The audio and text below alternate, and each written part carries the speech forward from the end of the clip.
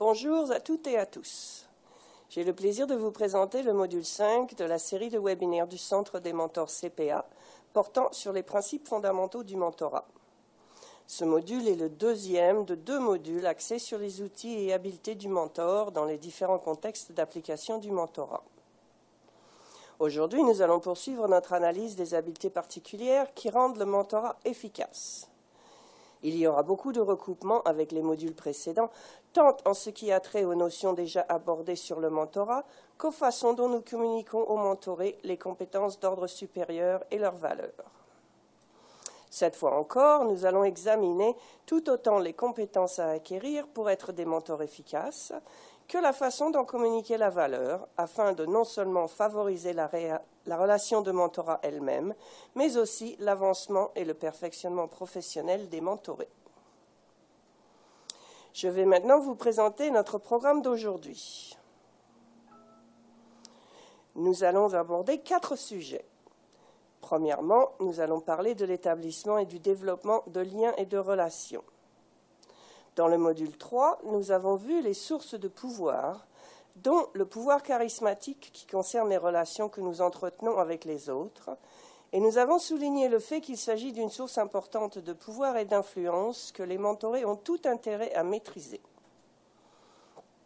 Aujourd'hui, nous allons traiter de l'établissement des relations, mais aussi de leur influence sur notre efficacité en tant que mentor. Et nous allons décrire les façons d'améliorer concrètement notre habileté à établir des liens et des relations avec les autres. Avant de commencer, j'aimerais préciser qu'il est très difficile de recevoir des conseils sur la façon d'établir des relations. Contrairement aux outils qui concernent d'autres compétences et notions, les outils d'établissement de relations sont sans doute ceux qui suscitent le plus de réticence. Voilà qui mérite réflexion. Lorsque, par exemple, nous ne savons pas comment préparer un budget ou élaborer un plan de marketing, nous n'éprouvons pas de gêne à demander de l'aide aux besoins. Notre ego n'en prend pas un coup si nous demandons à un collègue qui s'y connaît de nous montrer la façon de faire. Nous sommes rarement embarrassés ou mal à l'aise de demander des conseils sur des sujets que nous connaissons mal, mais nous le sommes lorsqu'il s'agit de questions relationnelles. Autrement dit, il est très rare que l'on consulte quelqu'un sur la façon d'améliorer ses relations avec ses collègues. Pourquoi ? Le fait est que de demander conseil sur ce sujet équivaut à admettre que nous ne savons pas entrer en relation avec les gens. Cela touche les fondements même de notre humanité, car nous n'aimons pas admettre que nous ne savons pas quelque chose. Dans mon domaine, qui touche l'établissement de relations et la psychologie en général, tout le monde se croit expert sans avoir fait d'études. Je soulève ce point parce qu'il est important d'acquérir des compétences et les outils dont nous allons traiter au cours du présent webinaire. Et pour pouvoir les acquérir, il faut d'abord prendre un peu de recul. Autrement dit, si nous nous surévaluons et sommes réticents à l'idée de nous améliorer sur le plan relationnel, nous ne pourrons pas apprendre à utiliser ces outils. Nous les contesterons ou nous en ferons abstraction et nous ne les utiliserons simplement pas. Il est donc très important de prendre du recul et de faire preuve d'ouverture à l'égard de ce que nous pouvons apprendre pour nous améliorer en matière d'établissement et de développement de relations. C'est là un des principaux éléments du présent module. Deuxièmement, nous allons parler des objectifs et des normes.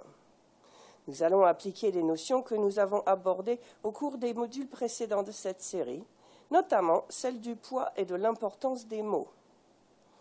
Dans l'un des modules initiaux, nous avions regardé une excellente vidéo sur ce sujet qui en a probablement ému plus d'un. Lors d'un module précédent, nous avons parlé assez longuement de l'ambiguïté des communications et des mots et de la façon de composer avec celles-ci pour fixer des objectifs en matière de communication interpersonnelle ou autre. Aujourd'hui, nous allons examiner comment cette notion peut nous aider à gérer les attentes mutuelles dans une relation de mentorat. Gérer les attentes est important dans n'importe quelle relation, mais encore plus dans une relation de mentorat. Dans une relation personnelle ou même professionnelle, nous sommes plus susceptibles d'avoir le temps d'établir des normes et des règles d'interaction et de fonctionnement. et d'avoir des occasions de nous côtoyer pour approfondir la relation. Ce n'est pas le cas dans une relation de mentorat, où le mentor doit intervenir volontairement et utiliser des outils et des méthodes pour établir et développer la relation avec le mentoré et pour fixer des normes et gérer les attentes mutuelles. Troisièmement, nous allons parler d'autres habiletés qu'il peut être difficile d'acquérir parce que nous croyons souvent déjà les posséder, soit des habiletés sociales et émotionnelles. Nous allons examiner deux catégories d'habiletés sociales et émotionnelles, la conscience sociale et la gestion des émotions. Nous allons aussi parler de la conscience de soi. Quatrièmement, nous allons brièvement traiter des questions de logistique et de calendrier, et nous vous ferons quelques suggestions pour en faciliter la gestion dans le cadre du processus de mentorat. Nous avons commencé à aborder ces questions dans le dernier module lorsque nous allons formuler les suggestions sur le choix des moyens de communication. Nous avons alors mentionné que les rencontres en personne sont le mode de communication à privilégier dans le contexte du mentorat, et puisqu'il est parfois impossible de procéder ainsi, nous vous avons proposé des compromis visant à répartir les rencontres en personne et les communications par voie électronique. Nous allons finalement examiner la logistique, le calendrier et le processus à mettre en place pour parvenir à ces compromis. L'établissement d'une relation va de pair avec la création d'un lien affectif. Et la réussite de la relation dépend du fait que le courant passe ou non, et que nous parvenions ou non à un certain degré de familiarité avec l'autre. Pourquoi les relations sont-elles d'autant plus importantes dans le contexte du mentorat ? C'est qu'elles le facilitent et le rendent plus efficace. Elles permettent de surmonter plus facilement certains des défis qui s'y rattachent. Voyons pourquoi. Il suffit d'examiner d'autres aspects ou situations de notre vie pour constater à quel point les relations sont importantes. Si vous avez comme moi la chance d'avoir des amis formidables avec lesquels vous avez grandi, des copains que vous connaissez depuis longtemps ou des amis proches, vous savez que vous ne communiquez pas du tout avec eux de la même façon qu'avec des inconnus. Par exemple, vous pouvez plaisanter avec un ami de longue date ou le taquiner et savoir qu'il en rira. Si vous entretenez de bons rapports, la relation est saine et la communication est fluide, ce qui peut se révéler précieux si vous devez parler de sujets difficiles. De plus, lorsque vous avez un lien étroit avec quelqu'un, il est beaucoup plus facile de poser 3 des gestes les plus importants dans une relation, soit présenter vos excuses, pardonner et vous réconcilier. Lorsque mon fils avait environ 6 ans, il m'a posé une question que j'ai trouvée très profonde. Il m'a dit « Papa, que fait-on pour être formidable ?» Je lui ai demandé ce qu'il voulait dire par là et il m'a dit « Je veux être formidable dans ce que je fais à la maison, à l'école, je veux être quelqu'un de bien. » Je lui ai répondu que mon travail m'avait justement amené à réfléchir à cette question et que j'étais arrivé à une réponse. Je lui ai aussi dit qu'il n'y allait pas y devenir comme par magie, mais qu'il allait devoir y consacrer des efforts toute sa vie. Je lui ai donc expliqué que pour être quelqu'un de bien, il faut savoir faire 3 choses. Présenter des excuses, pardonner ceux qui nous ont fait du tort, et poser des gestes de réconciliation pour résoudre les problèmes plutôt que de rester campé sur nos positions. Il s'agit d'envisager et de tenter de comprendre différents points de vue plutôt que de convaincre ou d'avoir raison, comme nous l'avons mentionné au dernier module. J'ai longuement réfléchi à ces questions et j'ai réalisé qu'il n'est pas facile de présenter ses excuses, de pardonner ou de se réconcilier. Il est très difficile de dire « excuse-moi », surtout dans une situation conflictuelle ou chargée d'émotions. Au Canada, j'ai l'impression que ce sont des mots qui sont exclus du vocabulaire de toute une génération. Je suis certain que vous connaissez des gens qui ne sont jamais excusés. Et je ne crois pas avoir moi-même entendu mon père le faire avant la 60aine. Si toutefois vous faites partie de ceux qui en sont capables, vous savez que c'est une excellente façon d'alléger les tensions entre les gens. L'envers de la médaille, le pardon, pose aussi des difficultés et nous sommes portés à en vouloir aux autres, à leur tenir rancune. La réconciliation ne va pas de soi non plus. Nous y parvenons plus facilement lorsque nous entretenons une bonne relation avec l'autre. Lui présenter nos excuses est moins humiliant que de le faire devant quelqu'un avec qui nous n'avons pas de lien. Il en va de même pour le pardon et pour la réconciliation. Il est fascinant de constater que ce sont les relations avec les gens qui facilitent ces trois démarches tellement importantes pour être un bon communicateur et une bonne personne, et certainement pour être un bon mentor, tout comme elles facilitent et rendent plus efficace le mentorat lui-même. Il peut arriver à tout le monde de mal s'exprimer ou de se tromper ou de vouloir se reprendre. Par exemple, au travail ou dans le cadre d'une relation de mentorat ou d'une relation de gestion. Si vous faites irruption dans le bureau de quelqu'un en hurlant pour vous plaindre de quelque chose, il se peut, peut-être parce que vous avez assisté à ce webinaire, que vous vous rendiez soudain compte que vous n'avez pas planifié votre démarche et établi vos objectifs. Il se pourrait même que vous vous interrompiez pour lui dire « Je me suis mal exprimé, laisse-moi revenir en arrière ». Votre interlocuteur est plus susceptible de vous répondre « Aucun problème, prends ton temps et recommence » si vous avez une bonne relation avec lui que dans le cas contraire. La question qui se pose est donc la suivante. Qu'est-ce qui permet de créer des liens? J'aime beaucoup le titre de cette diapositive, « Choix et actions personnelles pour améliorer les relations », parce qu'il fait ressortir que ce ne sont pas seulement les actions qui comptent et que la relation dépend aussi de nos choix. La notion de choix est très importante pour le perfectionnement des mentors et de ceux avec qui ils travaillent. Elle suppose la capacité à s'adapter et de faire appel à notre libre arbitre pour modifier certains de nos agissements et de nos comportements et de dépasser ainsi ce qui nous dicterait autrement notre personnalité. En contexte de mentorat, la qualité des relations est un élément essentiel de l'efficacité du mentor. Voici donc des choix et des actions personnelles qui permettent d'améliorer les relations. Nous reviendrons plus en détail sur chacun d'entre eux. Le premier élément de la liste, l'appréciation, n'est pas très populaire. Nous verrons pourquoi. Pour le moment, disons que nos mentorés sont plus susceptibles de suivre nos conseils s'ils nous apprécient que dans le cas contraire. Nous nous doutons tous de cela intuitivement, mais nous n'en tenons pas compte. Comme nous l'avons vu au module 3, c'est parce que nous avons tendance à accorder plus d'importance à la rigueur des actions et à la logique qu'aux autres facteurs. Deuxièmement, il y a la confiance. Voilà un autre élément qui permet d'améliorer les relations, mais qui ne correspond peut-être pas toujours à ce que l'on imagine. Troisièmement, l'image projetée, c'est-à-dire ce que vous montrez de vous aux autres. Cet élément est lié à certains points dont nous avons traité au module précédent concernant les perceptions de vous qu'ont les autres et l'importance de gérer ces perceptions. Quatrièmement, nous allons parler de la capacité de se révéler aux autres, des échanges, de l'ouverture, qui font partie des éléments fondamentaux pour établir des liens avec les autres. Le fait de se révéler à l'autre est l'une des principales fonctions d'établir des liens, l'autre étant de faire des activités ensemble. En effet, souvent, pour nous rapprocher de quelqu'un, nous lui proposons de réaliser un projet avec nous ou nous l'invitons à un match, au cinéma ou au restaurant, n'est-ce pas?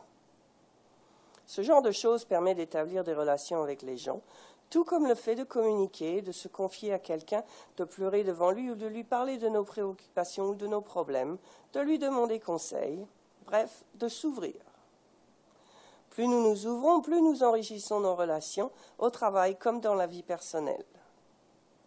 Sur le plan professionnel, plus nous faisons connaître nos projets et nos idées, plus ils sont susceptibles d'être mis en œuvre et plus il est probable que notre carrière progresse et que nous atteignions notre plein potentiel. Cinquièmement, nous parlerons du fait d'être attentif au bien-être des autres et de s'en préoccuper, de ce que cela signifie concrètement. Voyons d'abord l'appréciation. Il s'agit donc d'un élément qui fait l'objet de beaucoup de réticences. Je connais des gens habitués à des méthodes de gestion conservatrices qui soutiennent que les affinités, les relations humaines, le plaisir et l'appréciation n'ont pas leur place au travail. Cela n'a bien sûr aucun sens puisque nous passons la plus grande partie de notre vie éveillée au travail. Si les affinités entre humains n'ont pas leur place dans la plus grande partie de notre vie, de quel genre de vie s'agit-il? Quelle organisation favoriserait une telle mentalité? À quel taux de roulement et à quel niveau de dévouement et de loyauté pourrait-on s'attendre de la part de ses employés? En tant que mentor, comment motiverons-nous nos mentorés si nous ne savons pas nous en faire apprécier? Nous perdrons tout simplement notre temps. Pour apprécier quelqu'un, il faut lui faire confiance. Notre rôle de mentor consiste en outre à parler de vos expériences, ce qui signifie que vous devrez vous révéler à votre mentoré. Si vous ne lui faites pas confiance ou si vous n'êtes pas à l'aise de vous ouvrir avec lui, vous n'arriverez pas à établir le genre de relation que vous visez. Vous devez vous ouvrir et choisir de lui faire confiance. Nous aimons croire que la confiance se mérite, que les gens doivent nous prouver qu'ils en sont dignes pour que nous le leur accordions. Par exemple, nous pouvons hésiter à confier une tâche à quelqu'un parce que nous ne savons pas si nous pouvons lui faire confiance. Nous le devrions pourtant, ce serait bien la meilleure solution. Mais d'où vient donc la confiance? De quoi s'agit-il au juste? Est-ce quelque chose que nous inspirons simplement ou repose-t-elle sur nos actions? C'est un peu des deux, mais ultimement, elle repose sur nos actions. Nous pourrions la définir comme le fait d'avoir foi en l'inconnu en l'absence de connaissances ou d'informations s'y rattachant. Donc, lorsqu'une personne dit qu'elle n'a confiance qu'en ceux à qui elle est certaine de pouvoir faire confiance, il ne s'agit pas de confiance, mais bien de certitude. Faire confiance signifie choisir de voir le meilleur chez les autres et dans chaque situation et de nous fier à eux à 100% dès le départ. Cette attitude est essentielle pour établir une saine relation. Si notre mentoré a l'impression que vous ne lui faites pas confiance, ce sera réciproque et la relation mourra dans l'œuf. Vous n'aurez alors plus rien à apporter l'un à l'autre.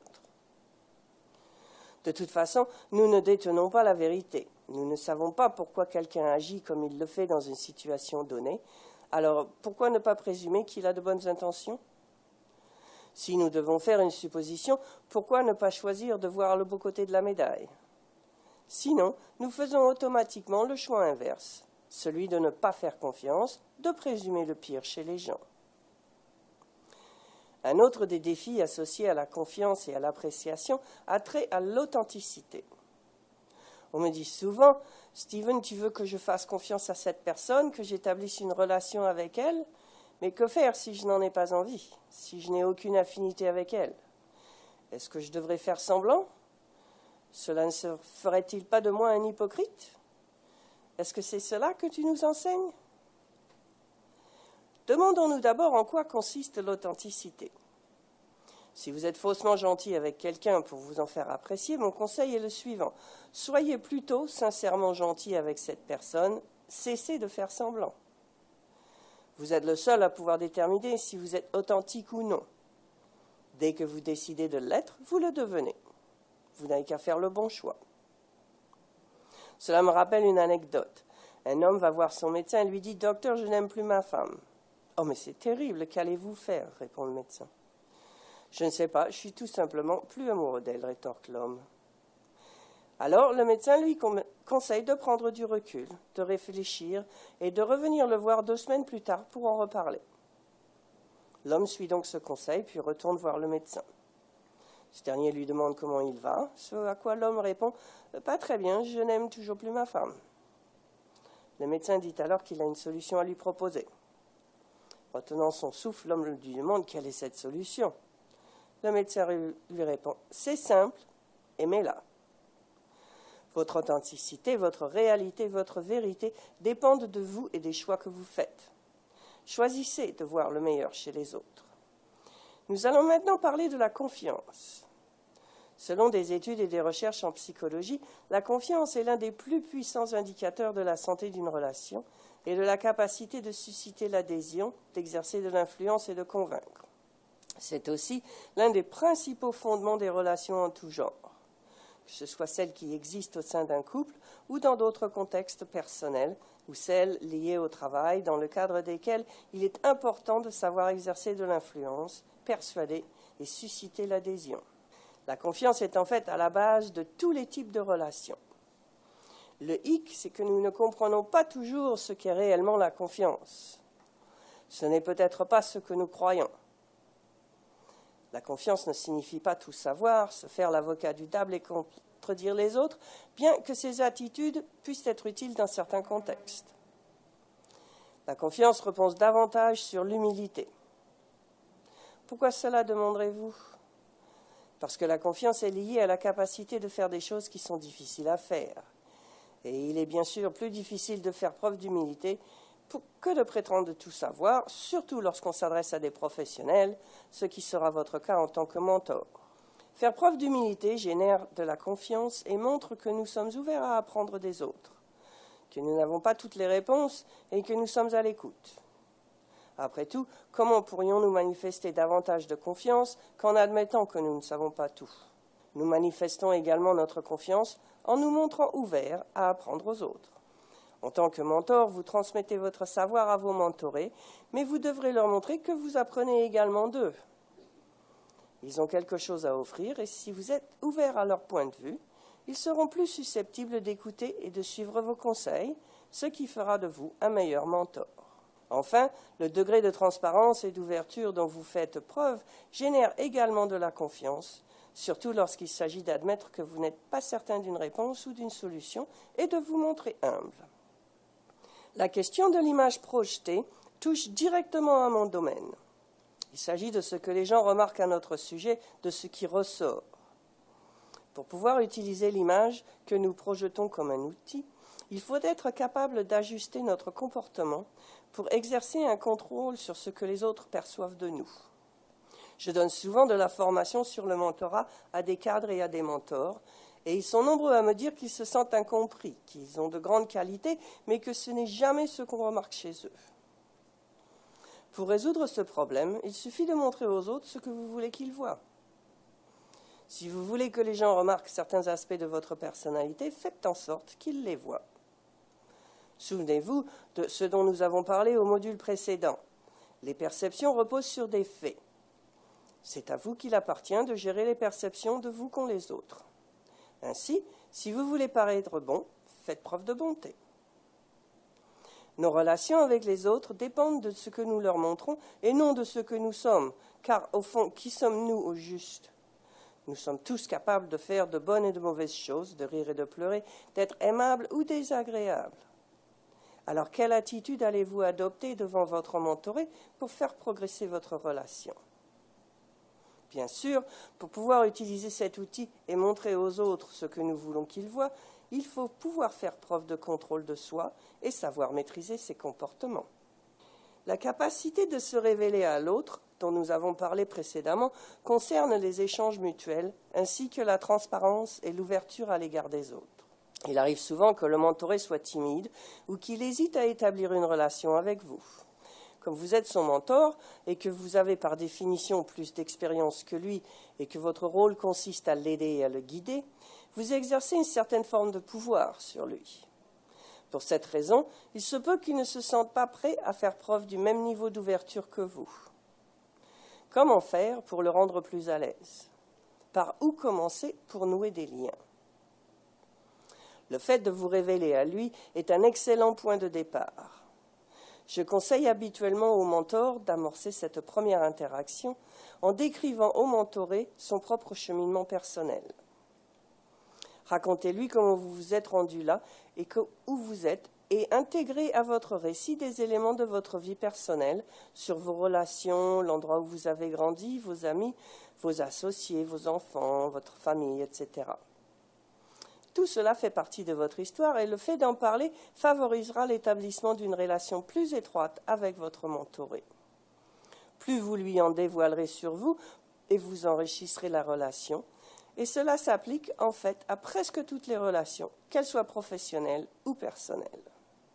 Après avoir raconté votre cheminement à votre mentoré, demandez-lui de vous décrire le sien. C'est une excellente façon de briser la glace et un bon exercice auquel votre mentor et vous pouvez vous livrer à tour de rôle pour commencer à établir une relation saine et mutuellement profitable. Se préoccuper du bien-être de nos semblables est l'un des éléments les plus fondamentaux du processus relationnel, non seulement dans le contexte du mentorat, mais dans n'importe quelle situation. L'un des facteurs qui permet d'approfondir nos relations avec les autres est la mesure dans laquelle ils ont l'impression que nous nous intéressons à eux ou que nous nous soucions d'eux. Mon premier point vous semblera peut-être nébuleux. Et pourquoi est-ce que je parle de coiffure? Je vais vous répondre en vous demandant si vous remarquez la coiffure des gens. Je suppose que plusieurs d'entre vous savent où je veux en venir.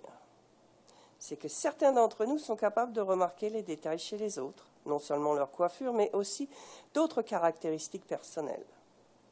Par exemple, souvenez-vous de la date d'anniversaire des gens. Commentez-vous les bijoux, les lunettes qu'ils portent? Les questionnez-vous sur une photo de leur chalet que vous avez remarqué sur leur bureau ou sur leur fond d'écran? Leur posez-vous des questions sur l'âge, l'école ou la personnalité de leurs enfants? Ces détails sur les gens, qui vont de leur coiffure à la couleur de leurs yeux, en passant par leurs bijoux, leurs souliers, leurs vêtements et leurs photos, sont ceux qui les distinguent. Notre capacité à les remarquer et à nous en souvenir témoigne de notre degré d'attention et de préoccupation à l'égard du bien-être de nos semblables et nous permet d'établir de meilleures relations avec eux. S'il vous est déjà arrivé de ne pas remarquer qu'un membre de votre entourage avait une nouvelle coiffure et que cette personne aurait vraiment aimé que vous le remarquiez, vous comprenez certainement déjà cette notion. Dites-vous qu'elle s'applique aussi au travail. Le milieu de travail n'est pas un espace interpersonnel. Laissez-moi vous raconter une anecdote que j'ai entendue chez l'un de mes clients. Un homme travaillant avec le même supérieur depuis 16 ans. Il avait un fils qui devait participer à la fin de la semaine à des épreuves de sélection pour faire partie d'une équipe de hockey réputée. Comme vous le savez, le hockey en Ontario, c'est du sérieux, surtout si votre enfant y joue. L'homme en question était particulièrement expansif. Il avait parcouru le bureau pour dire à tous ses collègues, y compris à son supérieur, à quel point il était enthousiaste de voir son fils participer à ces épreuves de sélection. Il a même dû prendre congé le vendredi pour reconduire son fils à Burlington, où l'événement avait lieu. Il avait clairement signifié à tous ses collègues et surtout à son supérieur de longue date à quel point ces épreuves de sélection étaient importantes pour sa famille et pour lui. À 7h30, le lundi matin suivant, lors de la réunion quotidienne, tous ses collègues s'étaient précipités pour prendre des nouvelles et lui demander « Alors, ces épreuves de sélection, raconte !» Tous, sauf un, son supérieur. Il était entré dans la salle et avait immédiatement fait taire tout le monde pour commencer la réunion. Il n'avait pris aucune nouvelle de son subordonné, même s'il savait pertinemment à quel point les épreuves de sélection étaient importantes pour lui, et que le fait de poser des questions et de s'y intéresser aurait démontré qu'il se préoccupait de lui. Mais il ne lui a jamais posé de questions, ni pendant la réunion, ni après. Croyez-vous que cette attitude a nui à la relation entre les deux hommes? La réponse est évidente. En contexte de mentorat, nous devrions prendre exemple sur les vendeurs. Lorsqu'ils rencontrent un client potentiel, ils prennent des notes à son sujet, ce qui est très facile de nos jours avec les moyens technologiques dont nous disposons. Ils indiquent par exemple le nombre d'enfants de la personne, l'école où elle a fait ses études, sa profession, etc. Souvenez-vous de certains de ces petits détails sur votre mentoré pour pouvoir vous en informer par la suite. Par exemple, s'il vous dit « Désolé de mon retard, j'organise une fête pour l'anniversaire de mariage de mes parents ». Souvenez-vous-en. Quand vous le reverrez des semaines plus tard, demandez-lui si la fête s'est bien passée. Demandez de voir des photos, montrez-vous intéressé. Ce type d'attention vous rapprochera et fera en sorte que vous vous serez plus porté à vous excuser, vous pardonner et à vous réconcilier au besoin. Pour vous souvenir de ces détails, vous n'avez qu'à prendre des notes. De nos jours, avec les fichiers vCard, c'est très facile d'en faire le suivi. Une autre excellente façon de briser la glace, que j'ai mentionnée plus tôt, consiste à vous raconter l'un à l'autre vos cheminements de carrière respectifs. C'est aussi une très bonne occasion de prendre des notes sur des détails sur lesquels vous pourrez revenir par la suite. Plus vous notez des détails, plus l'attention que vous portez à l'autre est susceptible d'être perçue comme vous le souhaitez. Prenons l'exemple d'un professeur qui remet un travail corrigé à 3 de ses étudiants qui ont obtenu la note A+. Il remet le travail aux 2 premiers étudiants sans rien dire, puis il dit au 3e, en lui remettant le sien, Merci de m'avoir raconté cette histoire à propos de ton patron, c'était très intéressant. Lequel de ces 3 étudiants sera le plus content de sa note, selon vous? Plus vous notez de détails, plus vous nourrissez la relation, et plus il devient facile de résoudre les problèmes. Il s'agit surtout d'être attentionné, au moins un minimum, par exemple en vous souvenant de la date d'anniversaire de votre mentoré, de son lieu de travail ou de celui où il a fait ses études, ou encore de ce qu'il a décidé à devenir CPA pour pouvoir vous renseigner sur ces sujets lors de votre prochaine rencontre. La question de l'authenticité entre aussi en compte dans la démarche d'attention au bien-être des autres. Si vous devez accorder de l'attention à quelqu'un qui ne vous intéresse pas vraiment, faites un effort pour vous y intéresser. Pourquoi? Simplement parce que c'est ainsi que vous obtiendrez les meilleurs résultats de l'expérience de mentorat. Si vous voulez que le mentorat soit efficace et produise des résultats positifs, vous devez vous concentrer sur cet objectif et faire le nécessaire pour l'atteindre, même si vous devez pour cela faire l'effort de vous intéresser à quelqu'un. L'élaboration de normes est l'un des éléments les plus importants dans l'établissement d'une relation, surtout lorsqu'il s'agit d'une relation durable qui aura des incidences sur des aspects importants de notre vie, comme notre travail, notre carrière et notre progression dans un domaine. Les normes renvoient en fait aux attentes et consistent en des règles informelles dont on a généralement convenu, qui guident les comportements entre membres d'un groupe, entre 2 personnes, au sein d'un service ou dans une relation de mentorat. Il existe 2 types de normes, les normes tacites et les normes officielles. Les normes tacites ne sont habituellement pas souhaitables, car elles apparaissent spontanément et selon les circonstances, sans avoir été planifiées. Voici un exemple. Vous avez convenu, votre mentoré et vous, de vous retrouver à midi, mais vous arrivez 10 minutes en retard. Votre mentoré est arrivé à temps et vous attend sagement à l'endroit convenu. Lors de votre 2e rencontre, vous avez encore une dizaine de minutes de retard. Croyez-vous que votre mentoré se présentera à l'heure à la 3e fois? Non, il arrivera 10 minutes plus tard lui aussi. Vos retards auront créé ce que l'on appelle une norme tacite, c'est-à-dire une norme dont vous n'avez jamais discuté mais qui s'est imposée d'elle-même. Vous avez peut-être déjà vécu une situation semblable au travail. Si, par exemple, les réunions commencent toujours 30 minutes en retard, vous finirez par ne plus vous y présenter à l'heure convenue, n'est-ce pas? Il s'agira alors d'une norme tacite résultant de ce qui se passe dans la réalité. Ce type de norme n'est pas souhaitable dans une relation de mentorat. Il faut plutôt élaborer intentionnellement des normes en fonction de ce que nous souhaitons. Pour amorcer le processus de normalisation dans une relation de mentorat, il faut se demander quelles normes tacites sont susceptibles de s'imposer et décider d'en faire des normes officielles. Par exemple, après avoir raconté votre cheminement de carrière à votre mentoré et écouté le sien lors de votre première rencontre, vous pouvez lui dire « Voici certaines des normes que j'aimerais que nous respections pour travailler ensemble. Je serai toujours ponctuel et j'aimerais que vous le soyez aussi. Si vous prévoyez avoir du retard, avertissez-moi au moins 12 heures à l'avance, je ferai la même chose. » Il s'agit là d'un parfait exemple de norme officielle. Les normes servent à gérer les attentes que nous avons les uns envers les autres dans une relation, ce qui est bien sûr important dans une relation de mentorat. Parmi les normes importantes dont il faut discuter, il y a celles qui concernent l'objectif de la relation de mentorat et celles qui concernent les attentes que peut avoir votre mentoré envers vous. Une norme courante en contexte de mentorat consiste à établir clairement ce que vous vous attendez à ce que le mentoré mette en pratique les conseils que vous lui donnerez.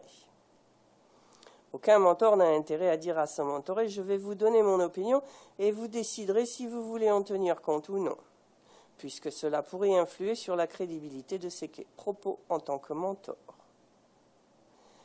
Les normes aident aussi à prévoir les problèmes. Par exemple, vous pouvez dire à votre mentoré « Il nous arrivera peut-être d'être en désaccord. Comment allons-nous gérer ces situations ?»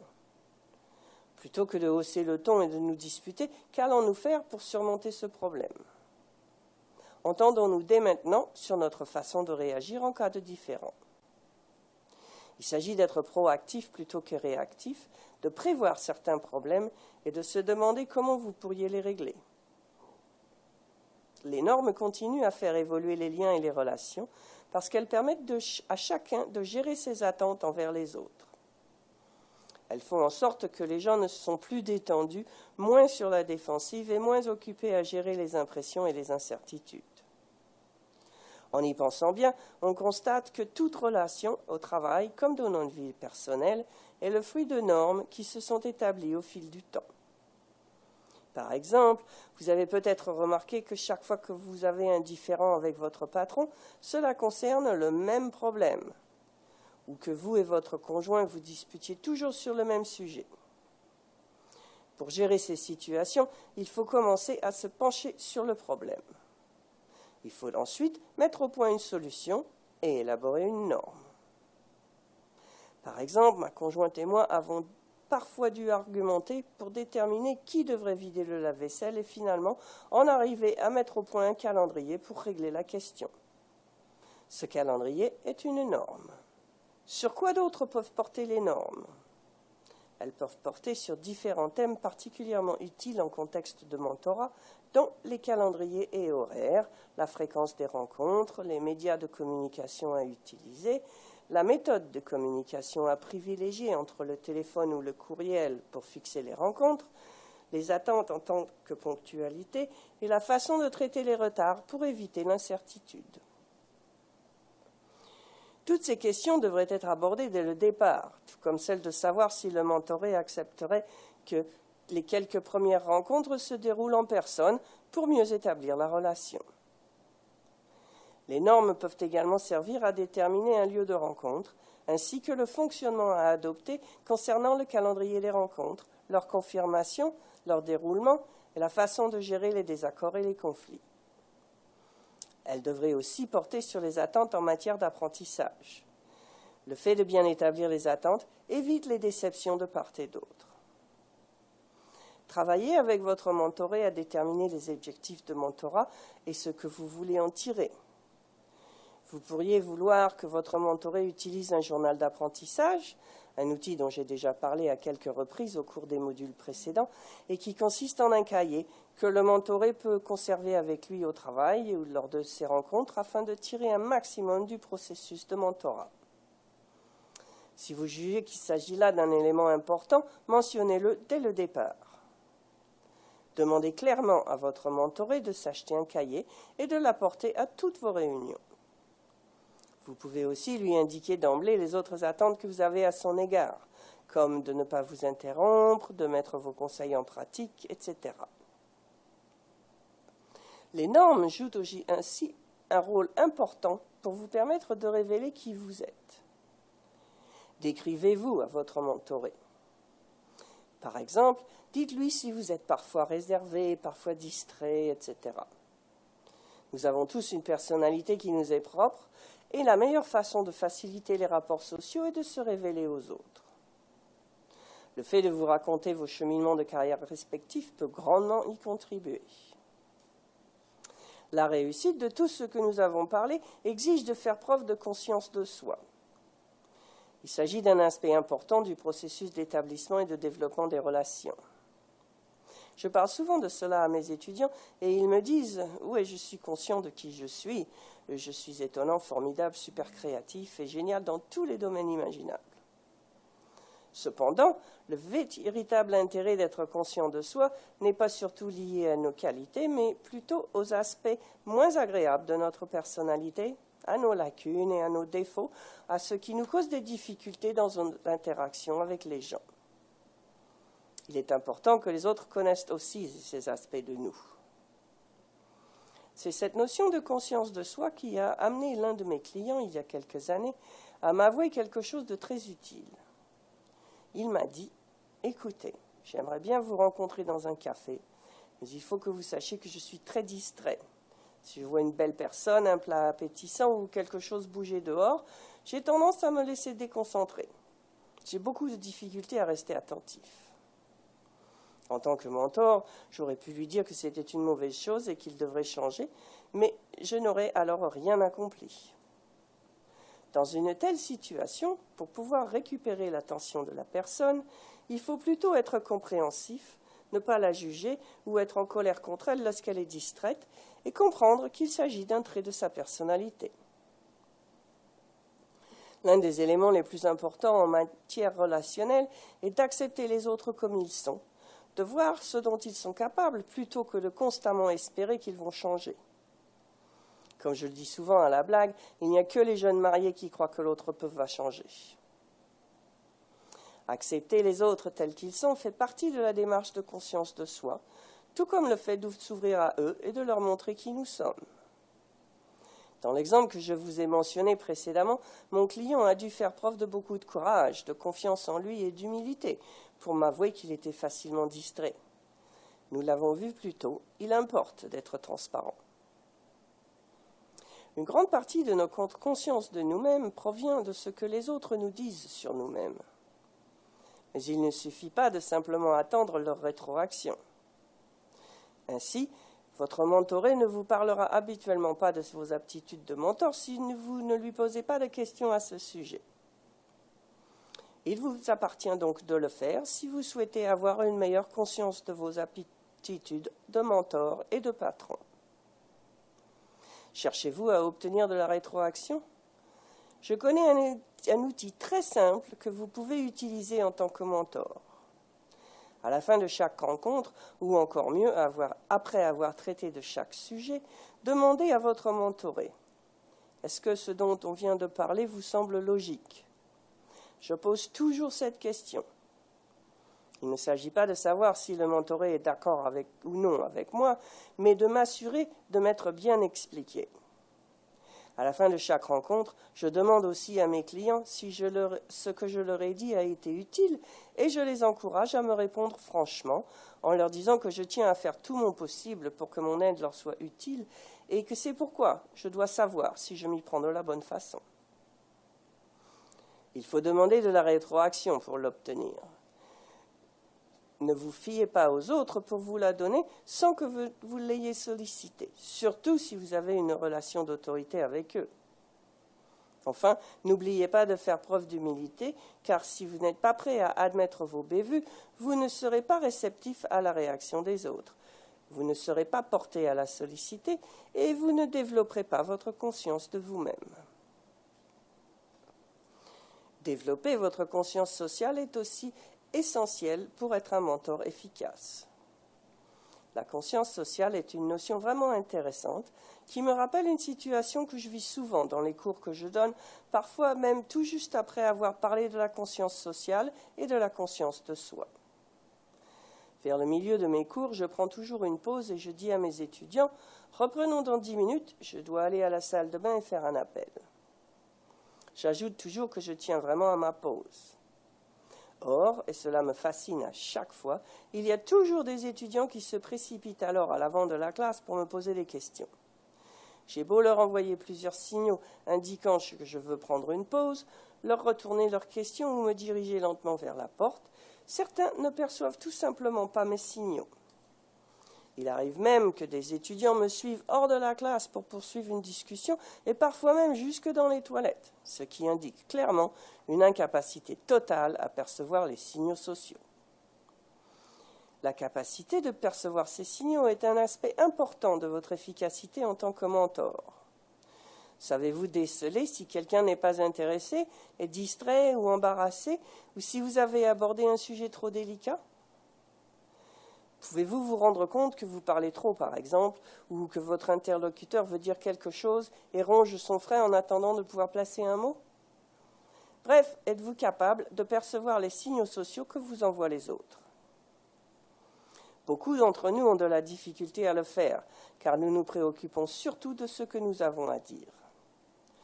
En devenant conscients de ce que les autres perçoivent et de ce qui retient leur attention, nous développons notre conscience sociale, ce qui nous permet également de nous concentrer sur ce que nous voulons qu'ils entendent. Pour acquérir une réelle conscience sociale, il faut entre autres connaître les besoins des autres avant de leur parler de nos propres besoins. N'oublions pas que la conscience sociale est différente de la conscience de soi.